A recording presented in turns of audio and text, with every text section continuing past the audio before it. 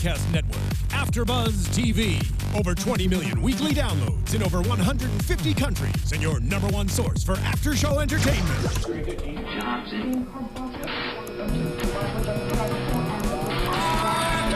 AfterBuzz TV, the destination for TV superfans. Producing aftershows for over 300 of your favorite TV shows. Interviewing celebrities and showrunners. And bringing you behind-the-scenes exclusives. All thanks to E! Entertainment's Maria Menounos, producer Kevin Undergaro, and internet leader Akamai. Now, let the buzz begin! Hello and welcome to Grey's Anatomy. How are you guys doing? We are back for season 12, episode 2. I'm Julie Partin. Hello everyone, I'm Marisa Serafini. And what's up? I'm Jay Howard. And before we get too far into it, we would love, if you're on Twitter, for you to keep up the conversation during the episode while we're screening, and right now live. You can hashtag us at hashtag ABTVGrays, and you can also find us at our Twitter handles. We want to hear from you. So how are you guys doing this week? What do you think of the episode? How are you feeling? I think this episode compared to the premiere is a lot more funny. Yeah. Definitely. There was some good moments of levity and some moments that we were like, oh, this is kind of crazy what Miranda's up to. Yeah, and it was interesting. It didn't really focus on Meredith, like a storyline for Meredith much at all in this episode, which is kind of interesting because I thought the whole purpose of the new season was to kind of focus on Meredith's new journey without Derek, right? Right, and the promo for this episode said it talked about Meredith's struggle. Liar. It didn't. But Did she whoever really cares about the promos? Mm-hmm. They lie, Because they apparently lie. someone's going to be pregnant next week, right? That's what we learned. They're never pregnant. They're They never are. They never are. But yeah, this episode centered around two things mainly. Well, three things. Bailey on her first day as chief. Mm-hmm. That was supposed to go perfect. Didn't. This giant lady. Mm-hmm. And April and Jackson's relationship. So which one should we break down first? Well, first of all, we need to talk about whether or not this lady is actually that tall. Well, on the show, she's supposed to be 7'2". And there are people alive that are 7'2". And growing. Like, really? Oh. Yeah. Okay, I don't know if How they many- expect you 7'2" growing. and growing. How many 7'2" female quality actresses are out there? I assume that's probably a pretty freaking niche market. So confession, the entire episode was trying to find this woman on IMDb, and she's not up there yet. I haven't seen her in anything else. My best guess is she's not quite 7'2", but the lady's got to be tall. And then they use framing effects to probably, make her look taller. Angles, Okay. yeah. The framing effects were a little ridiculous. Anytime we saw it from her perspective, they're like, whoa, whoa. Yeah, Looking it was a down. little cheesy, yeah. But these situations exist more than you would realize in real life. Especially in Grey's Anatomy, yeah. People being like giantly tall because of these pituitary things or different reasons. Oh, and so stuff. you know this, like, this is something you know outside the show. You know about this pituitary Absolutely, Let yeah. me sound that out. Pituitary gland issue. Yeah, Okay. I mean, without offending tall people, I have a little obsession with like very, very tall people. Okay. I just can't resist looking at them if they're around, like, or standing next to them, being like, to my husband, tell me how tall I am next to them. Mm-hmm. I actually used to live in the same apartment complex with some NBA players, and if they were on the elevator, I was like, oh my gosh. Where do you they're live? Yeah, so can I come tall. over for dinner? I love downtown. NBA. Don't worry, not anymore. Okay. But All right. we live right by the Lakers stadium, Okay. so a lot of There them we live go. there. Down Okay. But yeah, I watched this documentary one time on different giants, you know, and sometimes it's crazy. Was she on it? No, Okay. this person is I fake, didn't and this was like 4 years ago. But she, yeah, like their family will be normal, and they will just out of nowhere not stop growing. So this is Interesting. it's not a common thing, but it's definitely not something Grey's made up. Yeah. Do we know, did they ever make up diseases specifically for the show? You know, Do we know that? Is everything legit? I feel like it probably can't be. diseases, no. Diseases, no, but like situations Yeah, and like- whatnot, they take references from a lot of actual, real previous surgeries. Okay. Any rare or crazy medical case that happens in the country, you will find it on Grace. Okay, I'm But sure. stuff like where people are impaled several people in a row, they make that up. On a train. Yeah. No less, Right, yeah. right. So definitely. Okay, so this tall lady had a pituitary gland. I have to say that kind of slow and sound it out so I sound more intelligent. A pituitary gland issue that kept her growing and growing and growing, apparently. And I guess that was the framework for the drama that happened with Bailey, where everyone got to get frustrated with Bailey in her first day demanding that everyone pay attention to this single patient. Well, she was only going to stay 4 hours because she thought her job was really important. She was bringing internet to Africa to educate women. Yes, important. Couldn't wait 4 hours. I couldn't tell if we were supposed to think that was funny or like if it was supposed to be dead serious. It just seemed kind of like a weird. I mean, I'm all for, women building in the internet and whatnot and just being successful in that way. So, like, I get where the patient was coming from and her mentality, why she kept working. But it's also like, you got to take a step back. You do have a medical condition that needs to be addressed. And that's what kept being a little bit frustrating while watching. I was like, just sit in the bed while everyone takes care of you. You know what? I would say on television in general, but this show specifically, that's always irritating to me about the patients. Like, very rarely in real life does someone ever come up with a medical diagnosis that doesn't stop them in their tracks. And on this show, they're constantly like, no time for that. Right. Get me out of here. Right. Make it go away. Yeah. They're always extremely brave, extremely careless, or extremely, like, they know more than the doctors, apparently, in this show. But I guess that, hey, it's a drama. It creates drama, right? I mean, you don't have time. Nobody has time for that, obviously. I think it all led up to the most funniest moment in the whole episode was her falling down, of course. I'm looking on Twitter. That was I was looking at the Grey's Anatomy hashtag on Twitter, and that seemed to be everybody's favorite part was her falling on Joe and. Although we talked about this at the beginning of this show, I thought it was pretty cheesy the way that the filming of it, and it just looked so cheesy. Whoa, she's coming down. Yeah. Whoa, she's coming down. Move, Joe. We are all thinking it. Right. And instead, Joe's just like, I'm gonna keep talking. It was cheesy but comical though. It was hilarious how they're like trying to help the patient, and Joe's just laying under there squished. And they had to get the door. It was good. That was smart. It was good. That was very impromptu. Yeah, quick thinking. But so like we said, that set the stage for Bailey's first day and the conflict that comes with, I guess, everyone being really frustrated with her. So they had to create.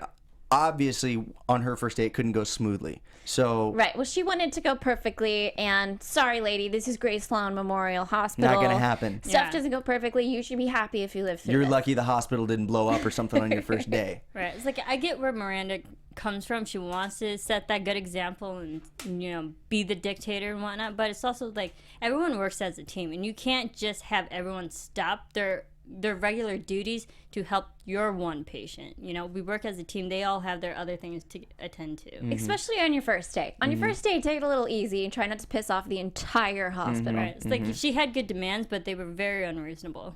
Yeah. Well, the thing started off and they tried to give her a cake. She's in too much hurry for any of that ridiculousness. I would have ate that cake. I know, right? That's easily stupider Start than your the day off woman strong. only giving them 4 hours. If you start a day off with cake, nothing bad's gonna happen. Nothing else bad can happen. If somebody brings you a celebratory anything, you eat it. You do. And so she moves on, and really, by the end of this episode, where she was so bummed out about how the day was going, I honestly thought she might quit. Yeah, I thought she was too. I was like, okay, we're in the second episode. I guess the first episode of her actually just being the chief, because it happened at the end of episode 1, right?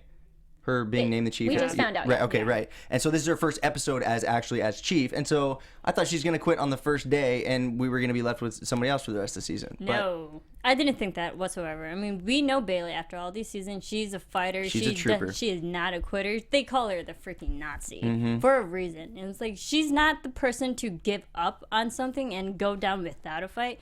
But she can have her moments of self-doubt. I give her that. And that's all she had, was the moment of self-doubt, where she didn't think things were going to go wrong. She needed that time to collect herself and have Weber talk some sense into her. To me, this is not that momentous that Bailey's chief, because Chief was chief before. Derek was chief before. Owen was chief before. I feel like they're probably forgetting a couple of other chiefs. This isn't a job that this is the first time she's ever had. I guess it's the first time a woman has had this That's what I was role. going to say. That's actually another big theme to talk about, is now pretty much you had Meredith at the very end get named chief of general surgery. So now basically the women are totally running the hospital. I love that, though. Who runs the world? Girls. Yeah. That's girls what my do. wife tells me, yes. Absolutely. Every day. Okay, I mean, so do you think that's a purposeful thing by Shonda Rhimes to kind of have it full circle? I mean, we know Shonda just as an executive, like all of her shows that she produced and whatnot, it's all about strong women. And to put Bailey in that position of authority and strength, and to have other people underneath her to look at her as a leader, it's like, yes, Bailey, be that person, be that voice for the women that needs to be, heard. What did the other girls call it? Girls' Place? They were talking... Ladies' Place? Ladies' Place, something like that? Yeah, it was something Good like thought, bad name. Right. Yes. But, I mean, I guess that Shonda makes the rest of us kind of confused and thinking that the world's actually going to run that way, and it doesn't, you know? To have women in both those roles and to have the other candidate It for doesn't, chief of but that surgery. doesn't mean it can't. That's true. The other candidate was also I'm woman. I'm not saying it can't. I'm just saying, like, you watch it and you see all these shows that she produces, and they're acting like it's not a challenge. And then in real life, you have the whole lean in movement, and then you look at maybe one candidate for president out of 17 other Republican candidates. Right. And so it's nice to see on the show. It's just not experienced really for everybody else in the real world. And what do you think about the fact that I guess just the juxtaposition of her rise and then the other strong male on the show, his death, which was almost comical because of the fact that he could have been saved from it. It was such like a brutal, surprising death that it was almost just, it was so kind of overtaking to the audience. What do you think about the fact that it's like that crazy brutal death and then a really quick rise for the female character? Is that purposeful? The entire Derek death thing did not fit in the show. It just wasn't part of the story arc that they've had from the beginning, I believe. Right. I think that entire thing was wrapped up with behind-the-scenes drama. Just where he wanted to go race his cars and he was late. He just was kind of over the show, and so they decided to write him off, and so many people are like, oh, I'm not watching anymore. But I was just telling Jay, like, whether or not you don't want to watch the show after Derek's death or not, Grey's Anatomy right now at this point, if you've been watching since day one, it's like your best friend from high school. Like, you may not have a lot in common anymore, and sometimes it's not necessarily what you want to do with your evening, but you have been doing this for 12 years. When you go home, you grab coffee with this person no matter what. Well, it's like literally, if you don't watch Grey's that week, there's something missing. Right. Like, I got to talk to my friend, Right. Yeah, absolutely. So I will not quit watching Grey's. I love if you would have told me 12 years ago that I would still be watching the show and that Derek dies, gosh, I might feel sad for my future self. But I just don't really think about Derek anymore. Right. Because the whole thing didn't fit to me. Yeah. Well, and I would assume that if you're right, Shonda probably doesn't want us talking about Derek anymore, right? I mean, she probably wants it to be exactly like I am. Like, oh, forget about it. But the point of Derek's death is like it's over and done. Move on. Yeah. I mean, I love Derek, but his storyline has come to a full arc. Well, even you look at the last couple of episodes from last season, and it's like he died, and then there was like a 2-minute memorial to him at the end of last season, and then it's like he's gone, and then we're in the new season, and no one's really talking about him. No one's remembering him. Meredith didn't even really grieve. I mean, she went away for that 1 year, but like the audience didn't even get we to didn't see get her to grieve, experience it with her. Sure. Derek's death, the season finale of last season where she had her third kid, who I really don't feel like we've even seen. Right. Those two things to me, I just like to forget about ever happened because I can hardly enjoy the show if I think about them too much. And have we ever really, since this season, granted it's only been the second episode, but have we heard Meredith even talk about her kids? It's not even about family anymore. It's about her and her career. I know, and we don't ever see any of the kids anyway.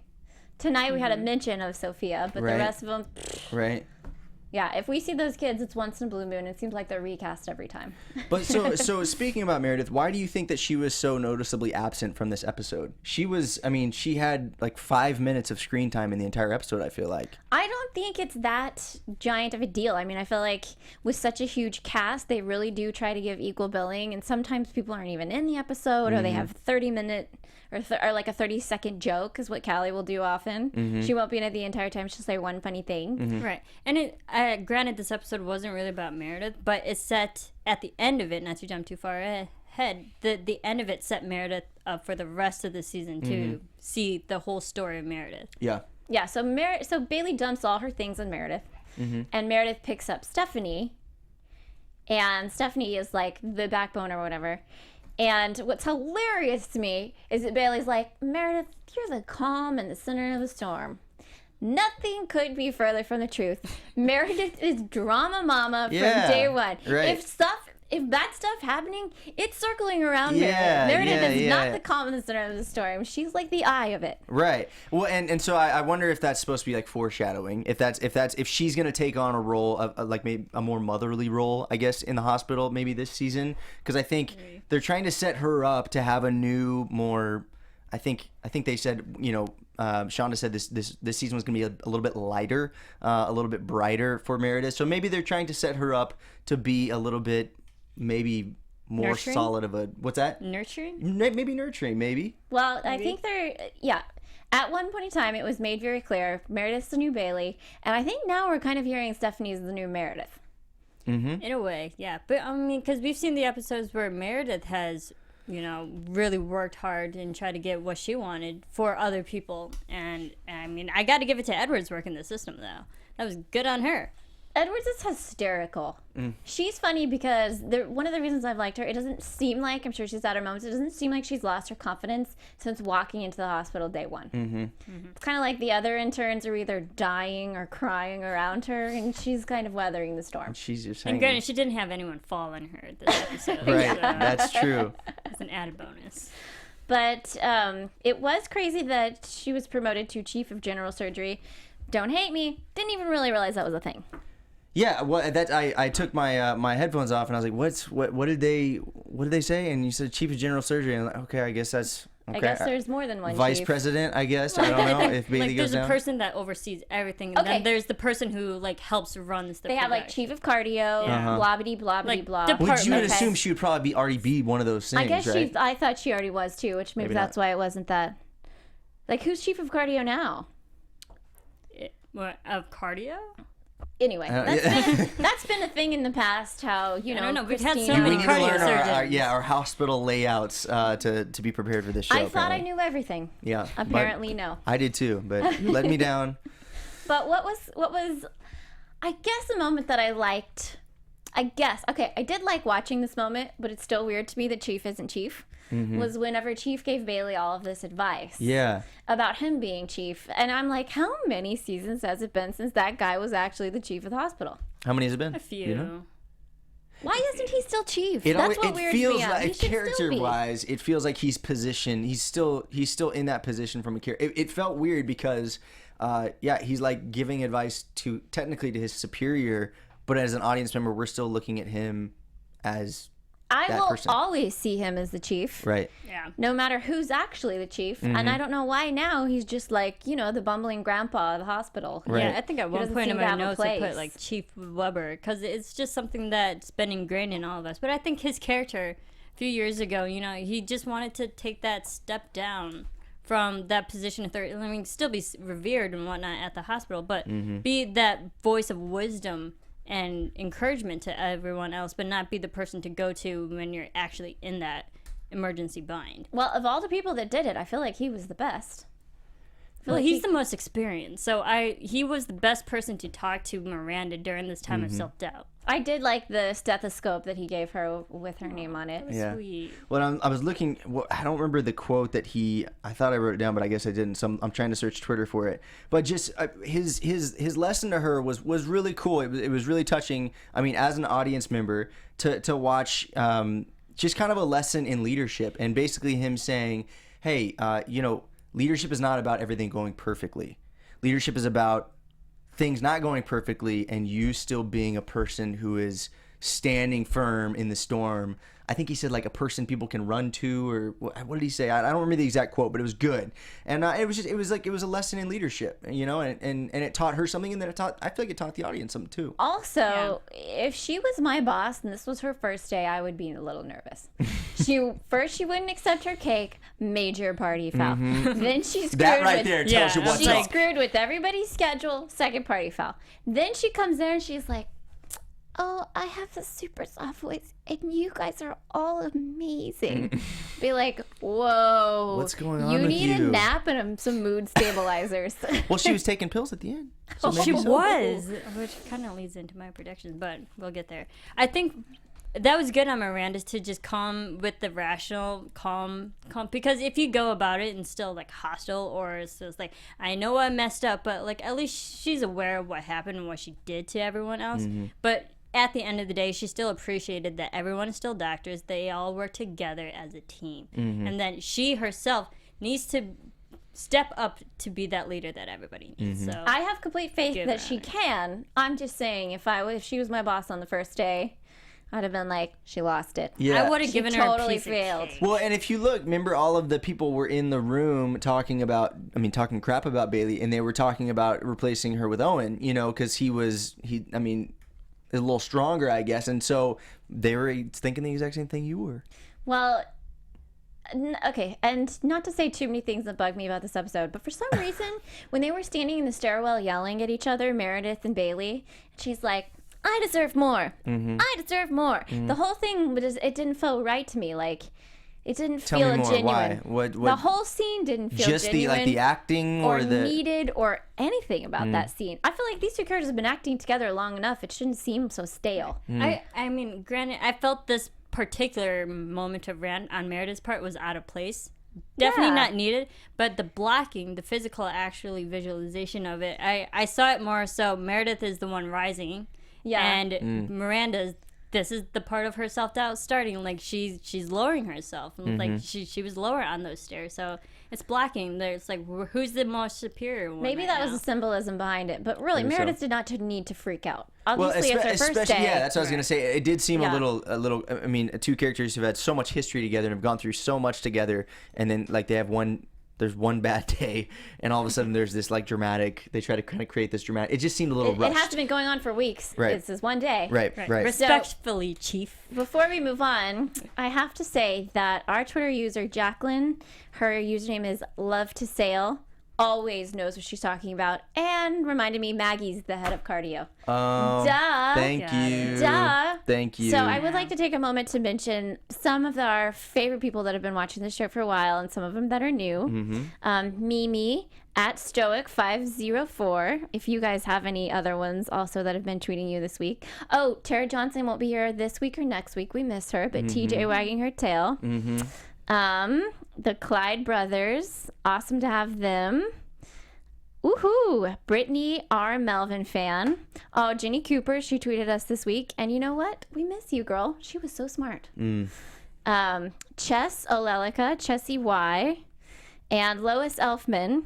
Thank you so much for your participation during the week. She let us know where Maggie went to school. Apparently, there's lots of alumni from there. Apparently so, yes. Strong women have found their voice, and they are telling us about it. That is true. So for all of you guys that are participating on the conversation on Twitter and YouTube, we love it, and welcome to the conversation. Thank you for telling us who those Greg's Big Five were. Yeah, we got in trouble for that. The second you said it, I'm like, okay, duh. But then I didn't really remember. So Right. thank you for cluing us in on that. Yes. Please let us know in the comment section on YouTube and on iTunes and on Twitter what's going on, because you're as much a part of this as we are. And real quick, I saw on Twitter that it is Sarah Drew's birthday, one of the actors' birthday. So happy birthday to you. Happy birthday birthday. to you. That Yes. actually brings me to the next part that I want to talk about. But how cute did you look in that paper outfit? Isn't that, could she not pull off anything? Yeah, She was cute, she's a but cute she gal. was not comfortable there. You can tell. That chafing. So then, let's go from what we just said was probably the most awkward scene in the episode to one of the best scenes I've seen on television in a while. I mean, I thought it was amazing acting between the two of them, and then even the symbolism of them talking and there being a literal wall between them. Right, yeah. So good. I thought it was great, and such a very realistic type of storyline that a lot of people could probably relate to. Yeah. And just The marriage understanding fighting, not the mystery rash inside a bubble. Yeah. Just like the struggle between a marriage. Yeah. Between the boy and the girl, just like where they stand and having ultimatums or decisions at the end of the day and working with each other through good and bad times, through better or worse. Right. And I think they really hit the nail on the head with that. So yes, at the beginning of the story, April has this nasty rash, and since she's been abroad, they're like, all right, lady, get in the bubble. They said it could be anthrax. I was like, whoa, Yeah. we went from 0 to 100 Serious. real quick. Anthrax? The Okay. anthrax, that should have been in the premiere. Right. Yeah, so she gets locked up, and everyone in the whole show is using her as their therapist because she has to sit there and listen to them. That was quite funny.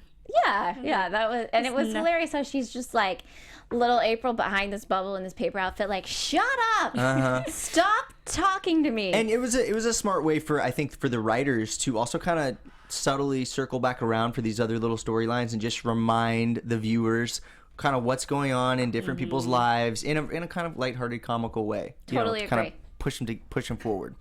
But I think I agree with you, Marisa, because with Grey's Anatomy, from people getting impaled to plane crashes to people dying every episode, it seems like it's so dramatic. It is so dramatic, and I think what was so gripping about this scene, and just looking through Twitter, the hashtag here, like that seemed to be what everyone's talking about. I think what was so gripping about this scene is that it's so relatable to so many people, whether you're married or you've got a boyfriend or girlfriend. So many of us have had that conversation of just like, look, are we going to fight for this or not? This is what we said we'd do. This is what we promised we'd do. And as a viewer, it's kind of like, it's drama that touches you at a little bit deeper level, a more realistic level. Right, yeah. And these two are the central couple of the show now because we've seen the most history from them. Everyone else is either not together, or not in the show, or dead. So this has become like the central relationship that we're following. Yes. And lucky for me as a viewer, and Marisa as well, this has been one of my favorites for like 3 or 4 years now. I've really, really liked following these two together. And so for them to come at a crossroads in their relationship, I'm not over this storyline at all. I like it still. It seemed like with Christina and Owen, I'm like, okay, you two need to break up 6 seasons ago. We get it, Right. yeah. We all know that you're not right for each other. You're divorced. Knock it off. Right. Yeah. But these two, I'm still really rooting for them. Yeah, absolutely. Really, you are too. Yeah, 100. I mean, on different levels. So for me, just the two characters, I'm rooting for them. I think their relationship makes sense. I think their personalities and their characters fit. And then just kind of what I was talking about on a deeper level, on a more realistic level, as a viewer who, I mean, has a high value of marriage, I'm like listening to them talk about how important marriage is, and you want to fight for it, and in a culture that doesn't really seem to value marriage all that much, and doesn't then really fight anymore. right, and you hear these kind of things that like, well, if it's not easy, then maybe it's not right, and to see a character say like, it's not supposed to be easy. Like we said, for better or for worse, this is worse, and we're gonna keep fighting for it. Although they're not, only April is. Well, for now, yeah. I hope it's gonna turn around. Jackson Right, we'll said, see about that. she's like, I'm going to keep fighting for us. And he's like, this is still what you want. And that always kind of has been April. She really does make everything about her and what she wants. And I think it's awesome that she's still fighting for her marriage, but it is a little late to leave him 2 different times for years at a time when she knew how much it would hurt him.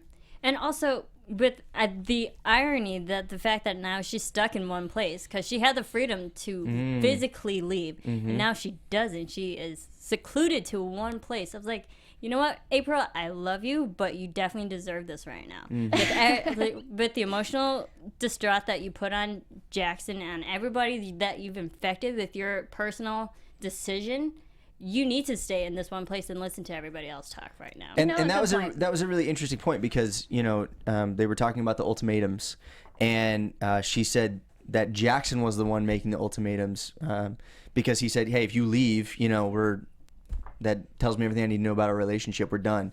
And it was really interesting when he kind of turned around on her and he's like, no, like by you leaving, you were the one making the ultimatums. This entire relationship is ultimatums. Right, yeah, right. And then he said what I wrote it down word for word. It was like the most painful line was, "I'm not sure we're worth fighting for." Yeah, that was rude. That was rude. People can come back from stuff like that still. It can be. And the thing with relationships or marriages, whatever, is just they shouldn't be about ultimatums. They should be about compromise. Yeah, definitely. But I think that this fighting between them is still fresh to me. And honestly, we saw them go through so much with the death of their son Samuel.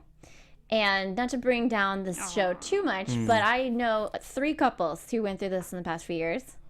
And one just didn't make it. They got pregnant right after they were newlyweds. And it was kind of the only thing they had between them was just like this painful season of grief.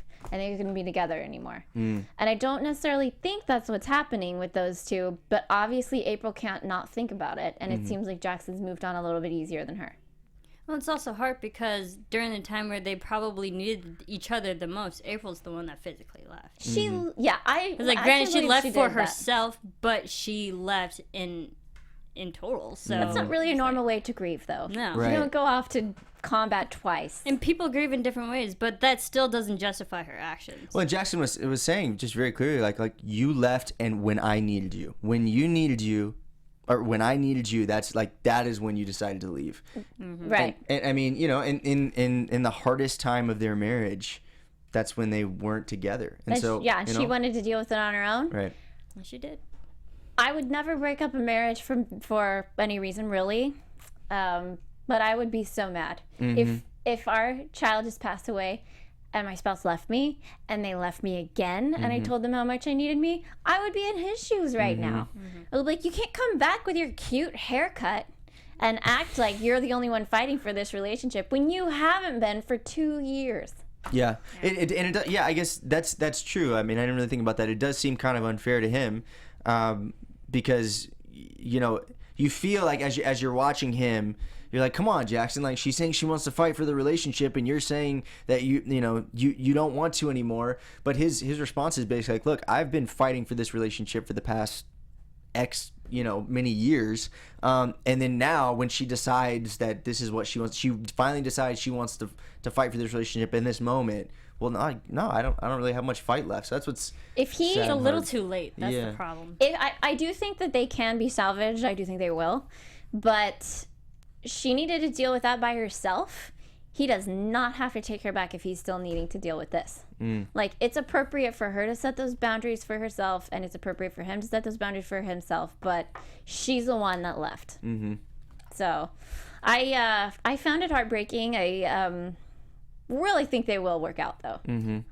I do. They're just like, neither one of them is going to date anybody else because they still love each other. I love that relationship so much, and they're the only relationship from, if you think about it, the Mercy Hospital too, that's still going. Yeah. Before that whole merge. Yeah. So like they're original pairing themselves too. So like I really root for them. And granted, I root for the relationship because it's so real right now. Yeah. And it feels authentic. Yeah, it does. I would love to hope for the best in something like that. Now, on to a different relationship that's not working for me. Aurelia. What is going on there? Was I the only one am I the only one who thought they were together officially and now they're like acting all confused about it? Well, have they defined the relationship? Those two are 2 steps forward, 2 steps back for too far along now. Yeah. Like, they're acting like they just met. Right. No, I feel like with those time lapse and things like that, have they really just been making out for like 2 or 3 years? What's going on? Yeah. Their chemistry doesn't really it just doesn't. I mean, as 2 characters, and then even just as actors and actors, like it just doesn't. They don't really have a lot of chemistry. I feel like. Maybe it's just Owen bugs me a little bit when he's like so passionate. I don't know. It's too much. But. I am not. I mean, I feel him with her more than I did Christina. I hated him with Christina. Oh, yeah. No, those two together were just wrong to me. I don't even know why he wanted to be with her. So I feel them together. I guess I'm just confused why the show is acting like this is new. when they really have been kind of flirting and making out for a long time. And hey, they got their elevator scene, right? The elevator where everything stands still. This show acts like elevators are so sexy. In real life, you're really like, oh, excuse me. Oh, There's always that smelly guy. You're like, it's so hot today. Oh, wait, somebody's coming. Beep, beep. Sorry. You know, it's like nothing romantic happens on elevators. It's the like place that where the less communication happens. I think I've tried to make out in an elevator before, and it's like, didn't work out. Oh, hey, sorry. Yeah, I tried to hit the emergency brake, and everyone just started yelling at me like I was like a murderer. I'm so sorry. There are cameras in those elevators, too. That was a good scene at the end. I guess... I think they just need to, the writers or producers, whatever, they just need to actually define what this relationship is. Are they together or are they not? Mm-hmm. And just stop dragging us along. They're acting like kids, like they just met. No, if we count the time lapse, this has been going on for years. Mm-hmm. They are grown adults. And they've spent they've had some really intimate moments, like when she was going to commit suicide and they were out on the porch or whatever, and she was going to commit suicide and he's talking her down. It's like they're sharing these intense moments, and as the viewer, you're like, okay, so I guess. And then the next moment he's like, "You're not talking to me today." I'm like, "Are you in middle school or are you grown adults? Right, yeah. Choose one." Exactly. Jeez. So a lot of people are rooting for them, and I guess they are too. They've both been through a lot of pain, and they deserve happiness. I like them together, though. I really do. I guess I do. I don't hate it. So fine. They're fun to watch now. Are they on Endgame? Maybe not. No but way. But they are definitely fun to watch right now. You know what I have a hard time doing with the show is watching anyone who's been with everyone, and for me to feel like it's their soulmate. Like, after I've seen them all with so many different You're just characters, so cynical. It's hard for it to click with one that makes it different from the rest. Right. I think that's for Jackson and April. They're kind of really the only loves. I mean, April had her fiance for a while. Jackson was with Stephanie, but they weren't really in love with anyone else. Mm-hmm. Yeah. And it's not like I can't see two loves for one person, but the same thing with Meredith and Derek. Like, they might have had their moments, but it's not like Callie, who's literally been in love with like men and women and every season. Everyone. Yeah, and I mean, totally.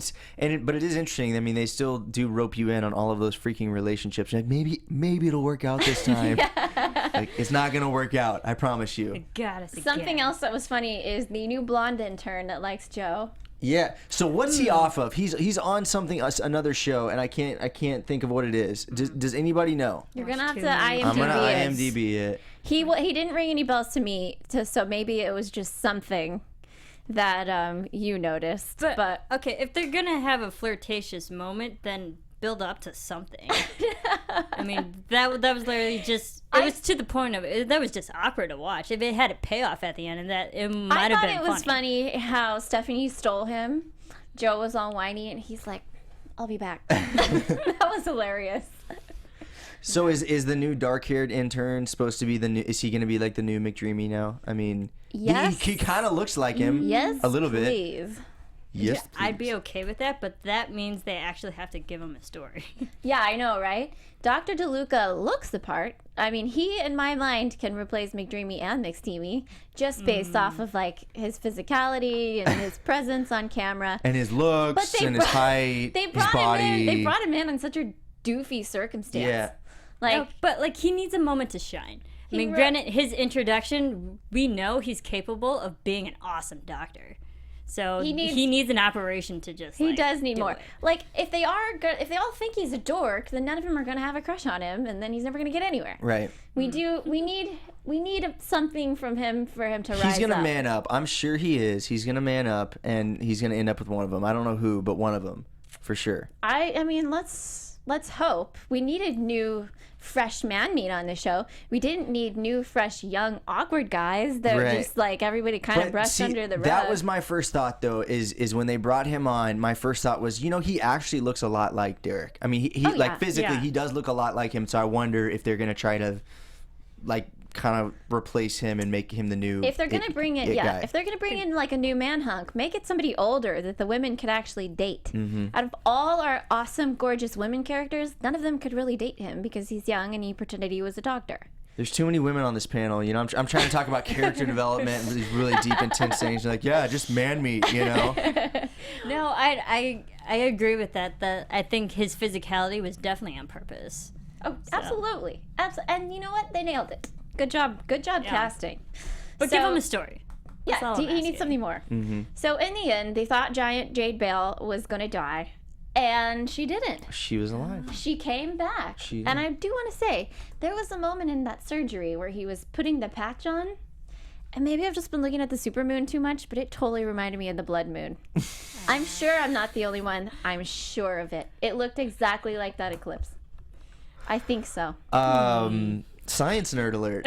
Wow. Okay. And we're back. The whole world has been talking about that moon this week. Well, because it's supposed to be like the end times, right? Well, it won't happen for another 33 years, so... I thought it was supposed to signify like the end times. No. I don't know how that relates to Grey's Anatomy. Somehow, we did see the supermoon on Grey's, though. And I want to hear from somebody else that that's what they thought of. Okay. Because I know. Do you think it was on purpose? Do you think they did that just for like it was a wink to you? They produced that weeks or months ago. Months before they knew this. Yeah. So as far as this episode was concerned, like, I wasn't disappointed. I was pleased. I don't know what I'm wanting from the show right now, but I'm wanting something else. Yeah. I think at the end of this whole episode, what I can take away is that they built Meredith up for what to see in the future. Now that she has an actual title of authority and whatnot, then that is the kickstart to her storyline by herself and without Derek. So can I have like a cone of immunity? Like you won't get mad at me if I tell you what? No, I'm not promising that. Go for it. Well, shoot. The first two episodes just have seemed a little bit flat to me. You know, if the only thing that saved it in this episode was the strength of the storyline between Jackson and April, but it hasn't seemed like it's moved forward really all that much in the first couple of episodes. Yeah, I can see what you're saying, and it always bugs me in Grey's when they do big things for the sake of it. Mm-hmm. Like, there's no reason there should be like plane crashes on top of mudslides, on top of explosions, on top of bus crashes, on top of I could go on. Right. Mm-hmm. But at the same time, like I'm wanting more. Like maybe that's what I want. I want a new older guy to come in. I want to see Maggie fall in love for the first time. Mm-hmm. I want to see Stephanie finally fall in love. Mm-hmm. But I do want to continue to see these compelling patient stories. And you know what? Like, reach. Find those interesting medical stories from the world because they're out there, you know? So here's my question for both of you then. Do you you said you want an older guy to come back into the show. Do you want that older guy to be with Meredith? Eventually, is that like the goal? Do you want her to be with another? I have seen Meredith fall in love, fall out of love, fall in love, fall out of love. I am perfectly comfortable at this point in time with Meredith rocking it as a super successful businesswoman and a super successful single mom of 3. Mm-hmm. Because those two jobs by themselves, that's enough duality to fill a woman's life. Not necessarily for her. And he doesn't even have to be that much older, just eligible enough to date the cast of characters that I was talking about. Okay. Right. And I think it would be a complete disservice to everyone who fell in love with Derek and Meredith's relationship, and to not completely erase their whole history. I think it would just be a disservice to the fans out there to just completely write Derek off in that way. And not enough time has passed for Meredith to be with someone else, I think. And here's the thing. What do you think? Are you wanting? So here's the thing. You know, I don't think that they just realistically, I don't think they have enough time left in the show, just the existence of the show, to develop another relationship for Meredith that would be able to realistically replace for the fans the relationship she had with Derek. Unless it's going to go for like 84 seasons, which it might. I agree with you. In the entire arc and scope of this show, Meredith has had her great love. Mm-hmm. Her journey is not over because everybody's journey doesn't start and end with who they end up married to. But I agree with you. No one could eclipse that relationship in our mind. I heard some people say Alex last season. Don't even go there. I like him with Joe a lot. Yeah. Although they're a little too happy. We need a mix-up. We did hear tonight that Callie is dating somebody new. Yeah. That was so funny how Arizona's like, tell me about it. And then immediately like, stop, read the room. Yeah, that was the line that was really funny. Okay, cool. Read the room next time or whatever. Yeah. Arizona, she can be funny. Kate Capshaw has always had like a little like humor in her. Yeah. She's good with those little one-liners. Absolutely. I'm sorry. Just one more thing on them. I'm glad that they're at the point in their relationship where they can be completely civil with each other. Mm-hmm. So we've gotten over that hump. Mm-hmm. I know most viewers are not over those two, though. No. I'm not. I still want them two together.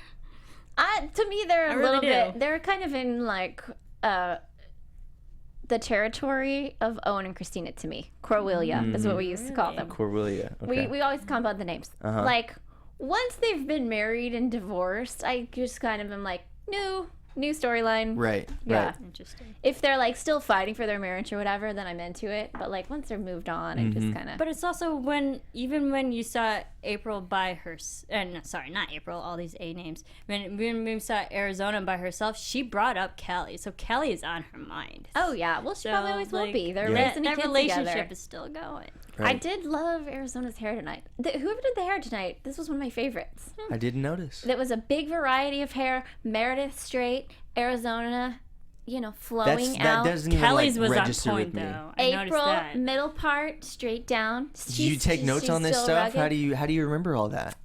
I actually We're have women. a visual memory. Oh, do you? Okay. Photographic memory. Well. It's been very helpful my whole life. Great. Is that true? Do you guys? Are you lying to us? No, I or- actually have a You photographic do. memory. What shirt was I wearing last week? It was blue and it buttoned down. That's too general. That's No, I could probably good. tell you every shirt I've worn, every episode I've ever filmed of this. okay. Yeah, Well, but maybe you do. regardless, this show's not about that. Right. So let's move into. Should we do news and gossip? Yes. I have one. I have one too. You do? I do. Do you want to go first? Or do you want me to? I wanna go first. Is that Okay, okay? go for it. AfterBuzz TV News. So, I read online that they were interviewing Rob Lowe.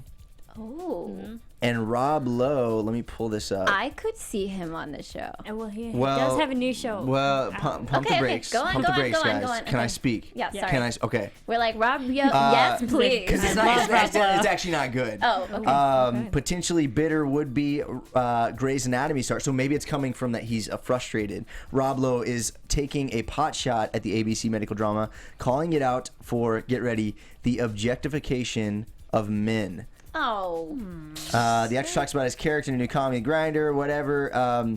People go on and on about the objectification of women, and rightfully so, Rob says. But what about the objectification of men? When was the last time you saw Grey's Anatomy? You know what, Rob Lowe? An hour ago. I do Rob? not want to hear it. Don't do from this, you. Rob. Yeah.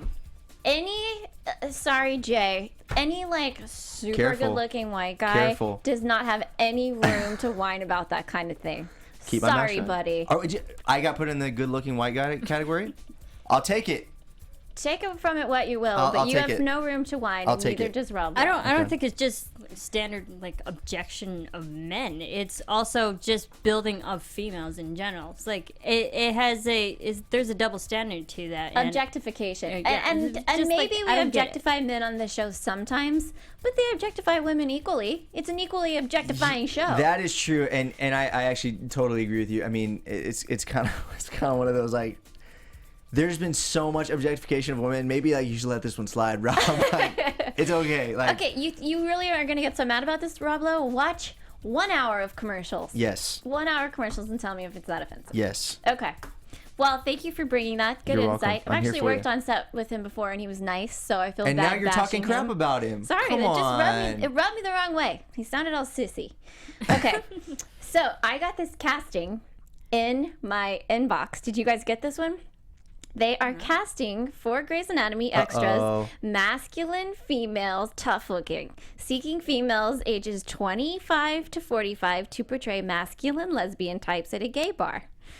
So this is coming up. I didn't submit. Uh-huh. Didn't think I'd get the part. Oh, people have been asking.